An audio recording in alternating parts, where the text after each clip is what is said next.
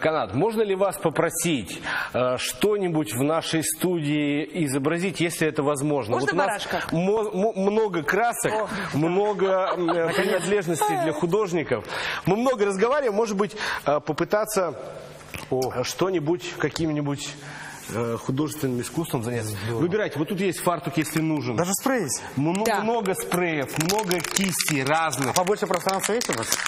Вот. Рабочее смотрите, пространство вот у нас на той везде. стене. Ага.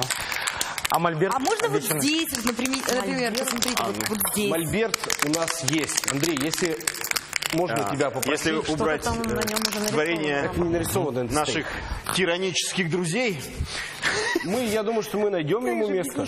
Андрей, Ну что ж, я приступаю. Приступайте. А мы чуть позже будем обращаться к вам.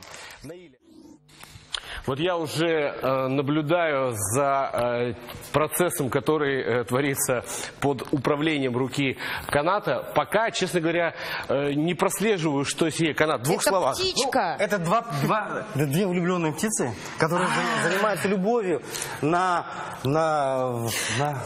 руке. На руке. Да, вот оно да, что. а рука в виде цветка. То есть это такой символ ну, как известно, в современном мире, значит, как сказать, экология и права человека — это две вещи, как основа гуманизма. То я сейчас пытаюсь свою такую животную ярость сохранить для плова, для бешармака, а здесь такую лирическую картинку. Хорошо, но мы еще вернемся к этому произведению. Но...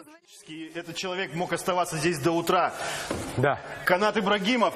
Канат, два слова, что получилось? Я подарил вам двух птиц, подарил вам картину любви. Две совокупляющиеся птицы, которые сидят на цветке в виде руки. Вот вокруг них первозданный ужас бытия, хаос, Ситомбли, Жан-Мишель Баскиат и Канат Ибрагимов. Спасибо большое, Канат. Большое.